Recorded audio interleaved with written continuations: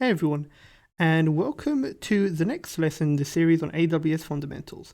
So today I'll be teaching you about EC2 Instance Connect. So basically EC2 Instance Connect is an alternative to connecting to your EC2 instance remotely, as opposed to connecting via SSH. Okay, so this is another option if you don't want to connect to your EC2 instance with SSH, but rather to connect with it through EC2 Instance Connect. So the good thing about EC2 Instance Connect is that you can actually connect to your EC2 instance remotely via the AWS Management Console. So first of all, we'll have to go to EC2.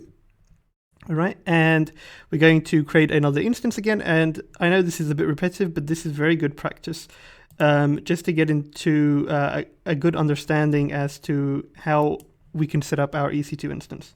So we can go quickly and launch our instance. So I'll make this quite fast so we can get straight to it. And then I'm going to show you how to connect via Instance Connect.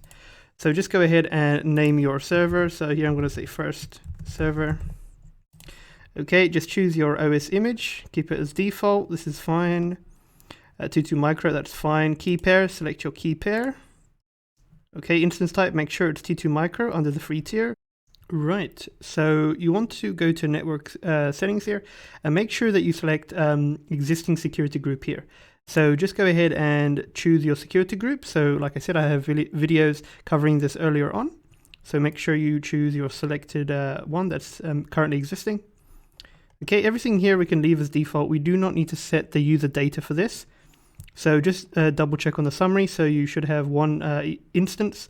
The software image must be Amazon Linux 2, T2 micro instance type, and the firewall, set it to your security group. Okay, so that's it. So let's launch this instance. Okay, there we go. Go to instances. Let's just reload this. Okay, so our server is currently pending. Now, like I said before, we want to wait until our instance state is in the running state and until our status check is showing 2 out of 2 checks passed. So we want to wait for that before we can actually move on. So I'm going to pause the video and wait for that. And then afterwards, I'm going to show you how you can actually connect to your EC2 instance remotely via EC2 Instance Connect. So let's just wait for the instance state to be running and for those 2 status checks to be completed. So let's just wait for that. All right.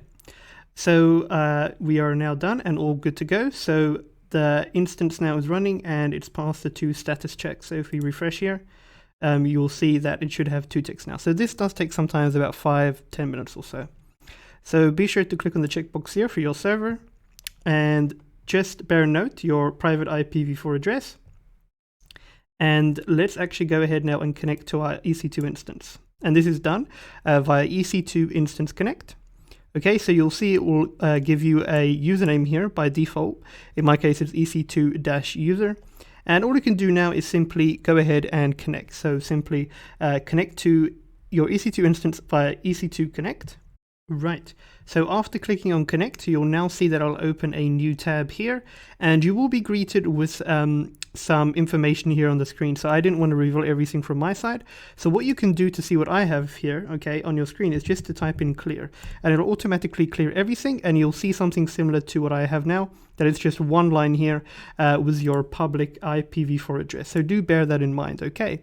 So just remember, once you connect to EC2 Instance Connect, okay, it's going to open a tab here like this, and you're going to see a lot of information here that says, for example, Amazon Linux 2. And all I did was I just said clear, and you'll now be greeted with what I have here. Okay, so this is how you can connect to your EC2 instance. So this is another way that you can actually go ahead and connect to it other than SSH. So this is another means. Personally, from experience, I prefer to rather do SSH, but this is also another way that you can do it. So now you have 2 ways to connect to your EC2 instance. You can connect to it via EC2 Instance Connect, and you can also connect to it via SSH. Okay, so that's it, short and to the point for you guys. Thank you for watching, and I hope it was helpful for you.